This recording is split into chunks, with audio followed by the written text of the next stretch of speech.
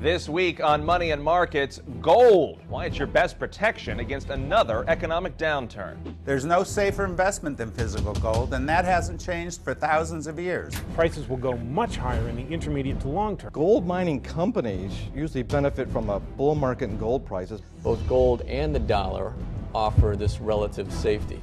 The U.S. economy is headed into the second phase of a double-dip recession, and you need to protect yourself. Our experts will tell you how to do just that using gold bullion, mining stocks, mutual funds, and ETFs. And we'll tell you how to avoid getting ripped off in the gold market. All that and a final comment from Mike Larson coming up right now.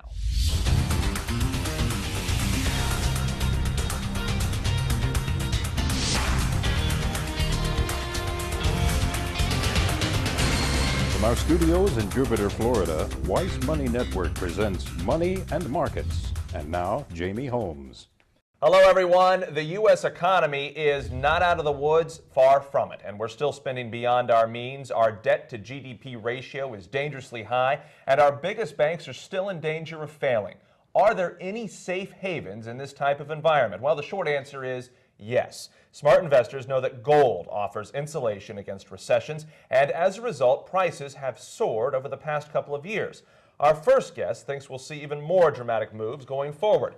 Larry Edelson is a natural resources analyst for Weiss Research. He joins us from our Bangkok studio. Larry, why do you think gold will continue its upward momentum? Jamie, as I've been saying for many years now, gold is real money. Confidence in paper money is collapsing, which we can see from the euro's recent decline. And in tough economic times, investors look for safety in gold. There's no safer investment than physical gold, and that hasn't changed for thousands of years. So that's why we're seeing this incredible bull market in gold. It's lasted for a decade now, and it's going to have many more years to run. Okay, so how high do you think gold prices are ultimately going to go here? I think that at the very least, they'll rise to their inflation-adjusted 1980 high, which would equal about $2,300 an ounce in today's dollars. That would be roughly double where gold prices are right now. But 2,300, Jamie, is my minimum target. I think gold could actually go much higher than that. We're likely to have a complete meltdown in the monetary system. And when the dollar collapses, gold prices will go up dramatically. So I wouldn't be surprised to see gold at $5,000 an ounce within 2 to 3 years. Okay, Larry, what percentage of your portfolio would you recommend actually be allocated to gold? I would say up to 25% of an investor's liquid net worth. And that's not to say you should just buy a bunch of gold bars and stick them in your basement or bury them in the backyard. You should subdivide your gold allocation into what I consider 4 units. A quarter of it should go towards gold bullion in the form of bars or bullion coins.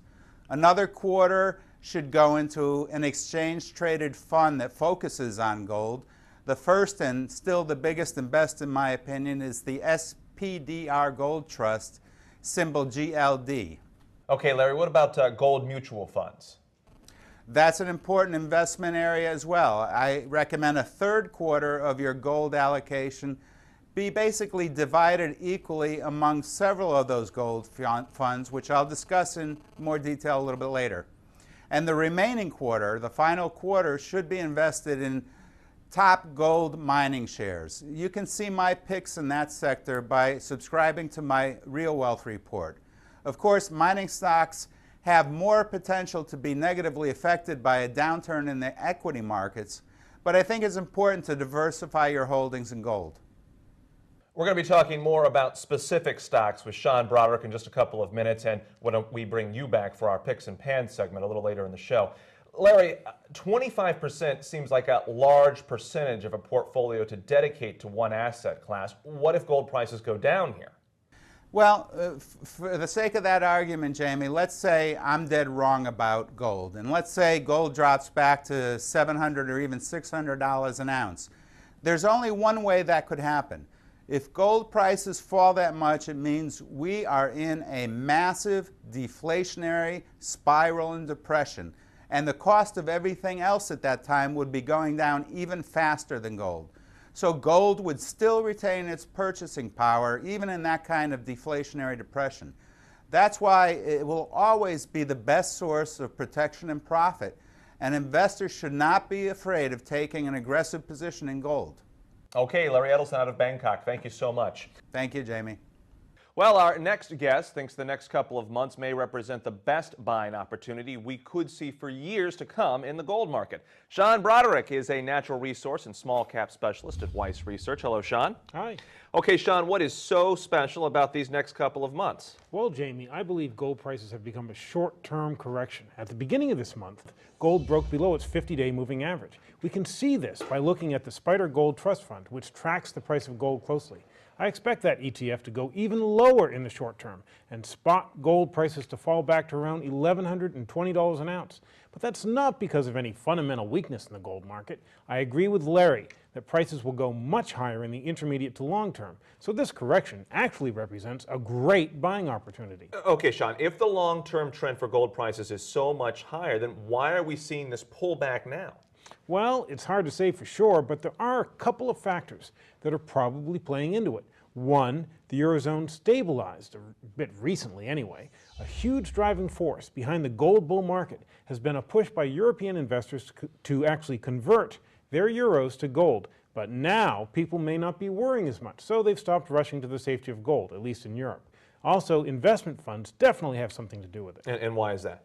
Well, in short, they're taking profits. Investment funds are bullish. I mean, they're a bullish force when gold prices are on the way up, and they are a bearish force when prices are on the way down. So, for example, when we saw gold start to peak out around $1,250 an ounce, investment funds sold out of their positions. That cost them nothing to do, and they took huge gains. But profit-taking may not be the only reason that they're selling gold. Okay, so why else would they be selling? Well, ironically, the fact that gold retains its value so well can be one of its weaknesses. When there is financial stress, people have to cover bad bets, like on stocks, other investments anyway, and selling gold is the easiest way to do that. It happens every time. Okay, Sean, how long do you think this short-term downturn will last before gold prices actually go back up again? Well, it's impossible to say for sure because gold prices are affected by so many outside factors. So we could see a bottom tomorrow, or the downturn could last for months. But based on recent history, these periods of weakness tend to last about 9 to 11 weeks. If that pattern holds, we could have another 2 months until prices start going up again. I'm telling my subscribers to my newsletter services to wait a while longer before jumping back in. But the market is likely to be very volatile for a while, so you may not want to try to time it. That's okay. If you're looking for a long-term investment, gold is a good bet right now. It has the potential to go much, much higher. And here's why. I see several forces at work right now that are lining up to push gold prices higher. The first is cyclical. Gold is in a bull market, and it has been for about 10 years. Commodity bull markets last about 18 years on average, so that means we still have a ways to go. And if we're in what's called a commodity supercycle, which I think we are, this rally could go on for even longer than that. Second is the issue of supply and demand. Supply from gold mines around the world peaked in 2001, and it has fallen for 5 of the last 8 years. But demand is on the rise. The World Gold Council expects demand from China alone to double within the next decade, and for that country to exhaust its current reserves in just 6 years. Worldwide, there are now fewer than 50,000 tons of proven gold reserves left in the ground. That's according to the U.S. Geological Survey. At current mining rates, that means the world could run out of gold within 20 years. Sure, we'll find more gold, but new deposits tend to be smaller and lower grade. That's still a recipe for higher prices, as is my third factor, rising mining costs. In 2001, the global average cash cost of gold production was $160 an ounce, according to mining consultancy GFMS. By last year, that number rose to $478 an ounce, and that doesn't even include non-cash costs, capital expenditures, depreciation, and inventory expenses. The weak global economy is making credit harder to get, and along with ballooning capital costs, many miners have been forced to delay or even cancel projects. That puts a serious kink in the supply chain and means there will be even less gold coming out of mines in the future. All those fundamentals will conspire to push gold to its inflation-adjusted high of around $2,300 an ounce. But there could be more factors that could even double that price. Take demand from investors, for example. In May, consumers scooped up 190,000 ounces of American Gold Eagles from the U.S. Mint. That's the fastest pace in over 10 years. But the biggest jump in demand is coming from exchange-traded fund, like the Spider Gold Shares ETF.